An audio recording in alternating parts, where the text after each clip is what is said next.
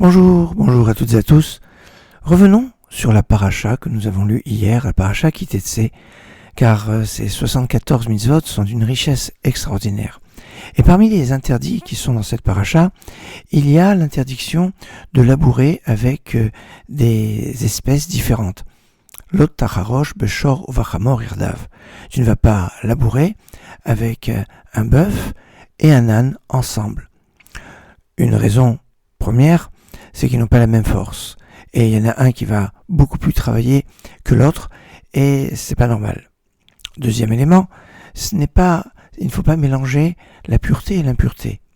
Le bœuf est un animal pur, c'est-à-dire un animal que l'on peut consommer. L'âne est impur, ça veut dire qu'on ne peut pas le consommer. Il n'a pas une impureté, on va dire intrinsèque, mais il est impropre à être consommé dans notre tradition, dans la Torah, et donc il rentre dans la catégorie des animaux impurs, à la différence du bœuf, ou la chèvre, ou les animaux qui ont le sabot fendu et qui ruminent, et qui donc, sont purs. Et donc, on ne doit pas mélanger le travail du pur et de l'impur. Enfin, une troisième explication, dans la mesure où le bœuf rumine, et que pendant un moment, l'âne va voir que le bœuf rumine et va penser qu'on lui a donné à manger, alors qu'à lui, on lui a pas donné à manger. Et cette peine que l'âne pourrait avoir, même si quelque part cet âne c'est un âne, c'est un hamar, un chamor, on va la prendre en considération et on ne veut pas qu'il ait cette peine, cette souffrance de penser que l'autre on lui a donné à manger, que lui on l'a oublié. Être oublié quand les autres on pense à eux est un sentiment terrible que certains vont avoir des fois dans la société ou dans certaines situations.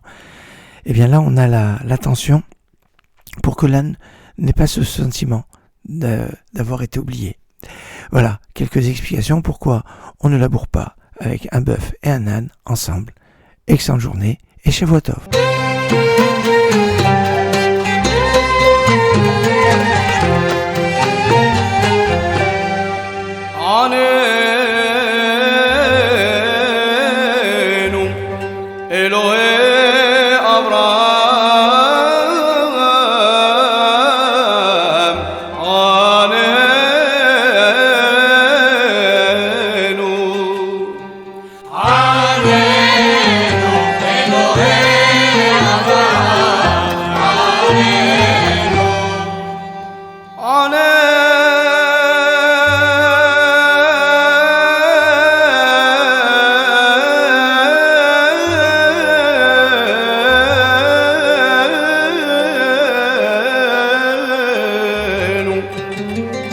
Elohim